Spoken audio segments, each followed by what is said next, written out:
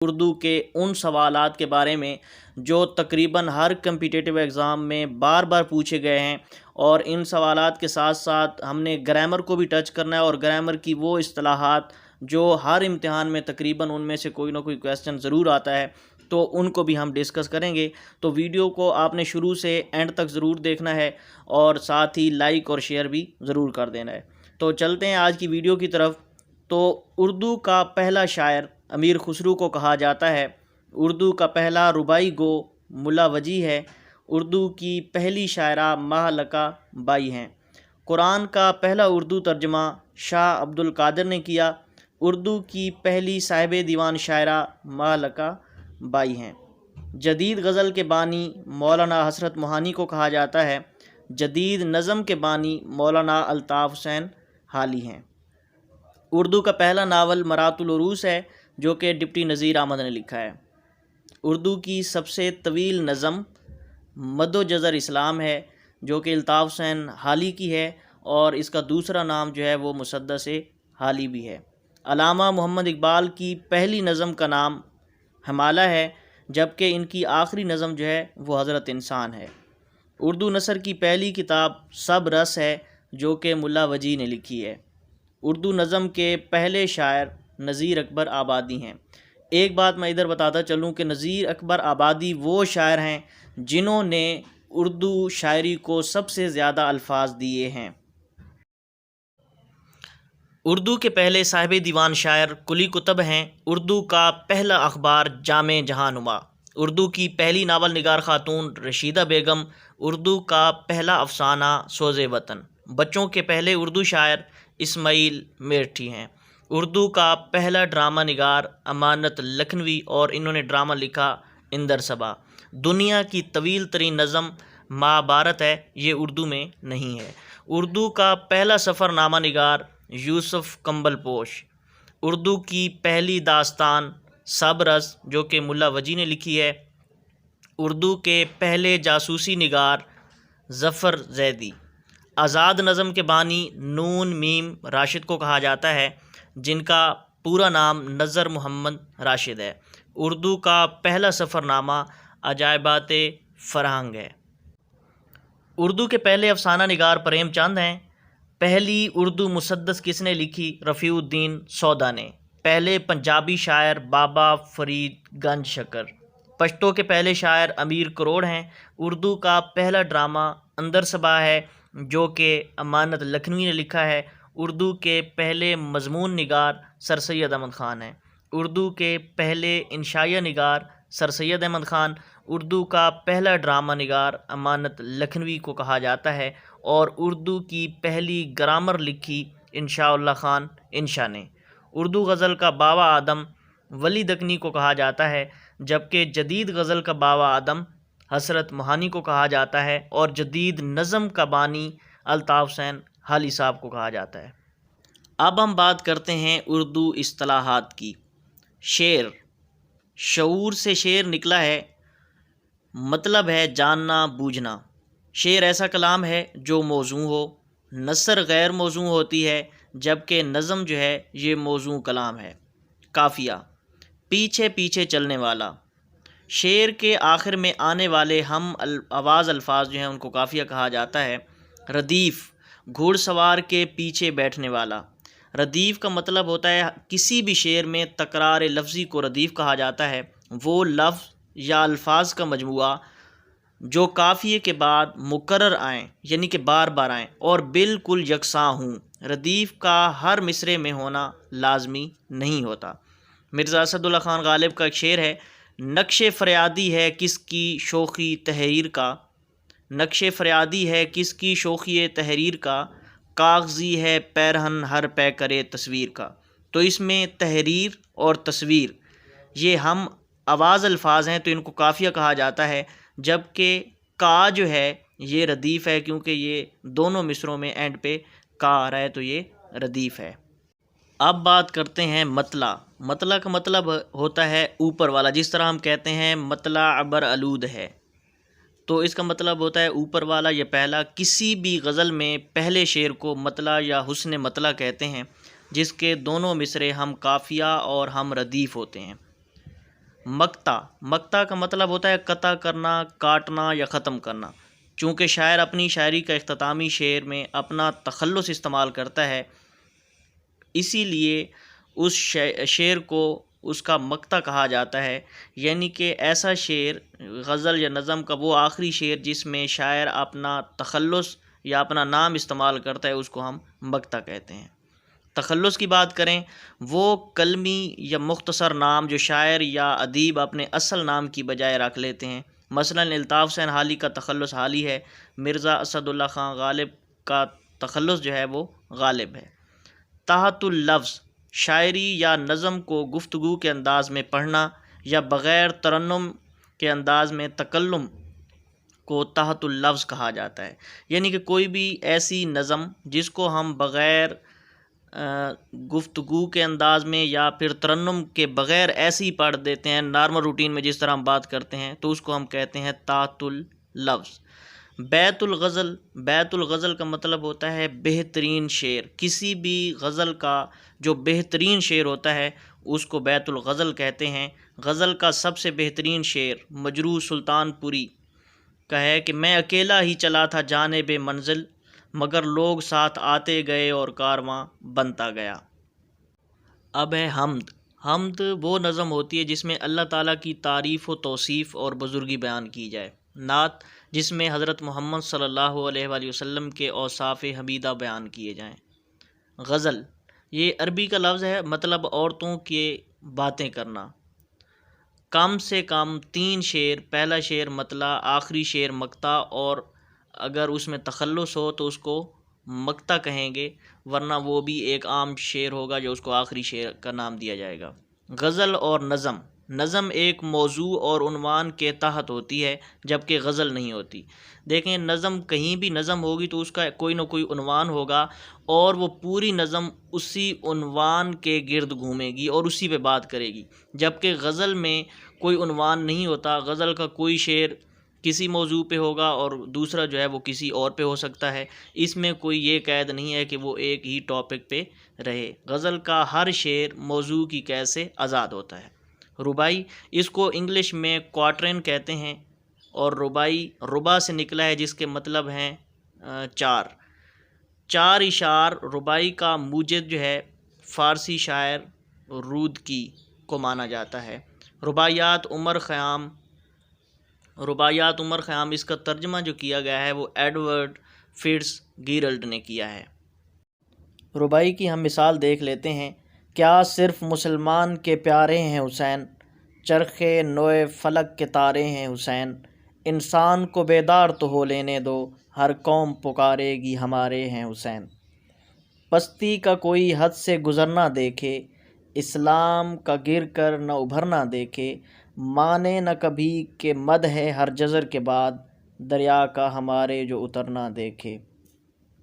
اب ہم بات کرتے ہیں مخمس کی یا مخمس کی۔ اس کا مطلب ہوتا ہے 5، مگر اردو شاعری کے لحاظ سے اس سے مراد 5 مصروں پر مشتمل بند ہے، جس میں 4 مصرے ہم قافیہ ہوتے ہیں اور اس کے لیے کسی خاص مضمون، وزن یا بندوں کی تعداد کی قید نہیں ہوتی۔ جس طرح ہمارا قومی ترانہ جو لکھا گیا ہے یہ ایک مخمس ہے۔ پاک سرزمین شاد باد، کشور حسین شاد باد، تو نشان عزم علی شان، ارض پاکستان، مرکز یقین شاد باد۔ مسدس، مسدس کا مطلب ہوتا ہے 6 مصروں کے ایک بند پر مشتمل شاعری کو مسدس کہتے ہیں۔ اس کے پہلے 4 مصرے ہم قافیہ اور ہم ردیف ہوتے ہیں، جبکہ 5واں اور 6واں مصرع ہم قافیہ و ہم ردیف ہوتے ہیں۔ اور اردو شاعری میں مولانا حالی کا اعلیٰ ترین کارنامہ ان کی طویل نظم مد و جزر اسلام ہے، جس کو مسدس حالی بھی کہا جاتا ہے اور اس نام سے یہ مشہور ہے۔ وہ نبیوں میں رحمت لقب پانے والا، مرادیں غریبوں کی بر لانے والا، مصیبت میں غیروں کے کام آنے والا، وہ اپنے پرائے کا غم کھانے والا، فقیروں کا ملجا، غریبوں کا ماوا، یتیموں کا والی، غلاموں کا مولا۔ اب بات کرتے ہیں مثنوی کی۔ مثنوی کا لفظ عربی کے لفظ مثنا سے بنا ہے اور مثنا کے معنی ہیں 2۔ جس کے شعر میں دونوں مصرے ہم قافیہ ہوں اور ہر دوسرے شعر میں قافیہ بدل جائے لیکن ساری مثنوی ایک ہی بحر میں ہو۔ فردوسی کی شعر آفاق مثنوی جو ہے شاہ نامہ ہے، اور دوسری جو ہے مولانا رومی کی مثنوی ہے مانوی۔ یہ ایم سی کیوز بھی آتا ہے کہ مثنوی جو ہے شاہ نامہ یہ کس کی ہے، تو یہ فردوسی کی ہے، اور مثنوی مانوی جو ہے یہ رومی کی ہے۔ اب اس کی ہم مثال دیکھ لیتے ہیں۔ لائے اس بت کو التجا کر کے، کفر ٹوٹا خدا خدا کر کے، یہ پنڈت دیا شنکر نسیم لکھنوی کی ہے۔ موت سے کس کو رستگاری ہے، آج وہ کل ہماری باری ہے، زندگی بے ثبات ہے اس میں، موت عین حیات ہے اس میں، نواب مرزا شوق کی ہے۔ مرثیہ مرثیہ اصطلاح میں اس صنف سخن کو کہتے ہیں جس میں مرنے والے کی تعریف کی جائے یا نوحہ گری کی جائے۔ میر انیس جو ہیں اس میں بہت ہی مشہور ہیں مرثیہ نگاری کی وجہ سے۔ شعر آشوب اصطلاح میں وہ نظم جس میں شہر کے اور شہر کے لوگوں کے حالات کا ذکر ہو۔ پیروڈی اصطلاحات میں وہ صنف ظرافت ہے جس میں کسی نظم یا نثر کی نقل اتاری گئی ہو، اس کو پیروڈی کہتے ہیں، اور پیروڈی کا مطلب یہی ہے کہ نقل اتارنا۔ ہجو وہ نظم جس میں کسی کی مذمت کی جائے، اس کے لیے کوئی بھی شکل رباعی، قطع، قصیدہ، مثنوی، مخمس، مسدس استعمال کی جاتی ہے۔ فرد ایک اکیلا شعر جو ہے، جو کسی نظم غزل کا شعر نہ ہو بلکہ وہ اکیلا شعر ہو، اس کو ہم فرد کہتے ہیں۔ قصیدہ لفظ قصیدہ عربی لفظ قصد سے بنا ہے، اس کے لغوی معنی قصد یعنی کہ ارادہ کرنے کے ہیں، اور ایسی نظم جس میں کسی کی تعریف یا برائی کی جائے اس کو قصیدہ کہتے ہیں۔ ریختہ اردو میں نسوانی شاعری کی ایک شکل ہے جسے مرد شاعروں نے تخلیق کیا ہے۔ اس صنف شاعری میں خواتین کی زبان میں ان کے اپنے بارے میں اظہار خیال کیا جاتا ہے، یعنی کہ ریختہ جو ہے یہ خواتین کے بارے میں کوئی بھی چیز لکھی جاتی ہے لیکن اس کو بیان کرنے والا یا پڑھنے والا جو ہے وہ مرد ہوتا ہے۔ اب ہم بات کرتے ہیں ضرب المثل کی۔ وہ قول یا جملہ جو کسی کہاوت کے طور پر مشہور ہو اسے ضرب المثل کہتے ہیں۔ اس کی جمع ضرب الامثال ہے، مجازی معنی دیتا ہے۔ مثالیں اس کی یہ ناچ نہ جانے آنگن ٹیڑھا، اپنی نہلی کو دوسروں پر ڈالنا۔ گربہ کشتن روز اول، کسی فرد کو ابتدا ہی میں قابو کیا جا سکتا ہے، اگر ابتدا میں قابو نہیں کرتے تو وہ بعد میں قابو میں نہیں آ سکتا۔ محاورہ دراصل فعل ہی کی ایک شکل ہے جس میں سادہ طور پر اظہار مطلب کی بجائے اہل زبان ایک مختلف اور نرالے انداز بیان کا سہارا لیتے ہیں۔ مثلاً بیٹی کی شادی کرنے کو ہاتھ پیلے کرنا کہا جاتا ہے۔ روزمرہ اہل زبان کا مخصوص اسلوب، مثلاً میں 2 منٹ میں آیا، کسی کو آپ کہتے ہیں کہ ہاں جی جلدی ہیں تو وہ آگے سے کہتا ہے میں 2 منٹ میں آیا کی جگہ اگر ہم کہہ دیتے ہیں کہ میں 3 منٹ میں آیا تو یہ روزمرہ کے خلاف ہوگا، کیونکہ روزمرہ میں جو بات استعمال ہوتی ہے وہ ہے میں 2 منٹ میں آیا۔ اسی طرح ہے گوارا، اس کی ضد ہے ناگوارا، جبکہ روزمرہ ہے ناگوار۔ اب ہم بات کر لیتے ہیں تشبیہ کی۔ ریزیمبلنس، تشبیہ کا تعلق لفظ مشابہت سے ہے۔ اصطلاح میں تشبیہ سے مراد کہ 2 مختلف چیزوں کو کسی مشترکہ صفت کی بنیاد پر ایک دوسرے کی مانند قرار دیا جائے۔ مثال دیکھ لیتے ہیں۔ ناز کی اس کے لب کی کیا کہیے، پنکھڑی ایک گلاب کی سی ہے، بچہ چاند کے مانند خوبصورت ہے۔ اب دیکھیں پہلے شعر میں اس کی ہونٹوں کی نازکی کو گلاب کی پنکھڑی کے مشابہ یا اس کو تشبیہ دی جا رہی ہے، جبکہ دوسرے میں دیکھیں بچے کو چاند کی طرح خوبصورت کہا جا رہا ہے، یعنی کہ چاند کی مانند اسے کہا جا رہا ہے، اس کو تشبیہ دی جا رہی ہے۔ استعارہ کے لغوی معنی ہے ادھار لینا، کسی لفظ کو اس کے حقیقی معنوں سے ہٹ کر کسی اور شے سے مشابہت کی وجہ سے اس کے مجازی معنوں میں استعمال کیا جائے۔ مثال کے طور پر اللہ کے شعروں کو آتی نہیں روباہی، علامہ محمد اقبال کہتے ہیں ابن مریم ہوا کرے کوئی، میرے دکھ کی دوا کرے کوئی۔ کس شیر کی آمد ہے کہ رن کانپ رہا ہے، رستم کا جگر زیر کفن کانپ رہا ہے، ہر کسر سلاطین زمن کانپ رہا ہے، سب ایک طرف چرخ کہن کانپ رہا ہے، شمشیر بکف دیکھ کے حیدر کے پسر کو، جبریل لرزتے ہیں سمیٹے ہوئے پر کو۔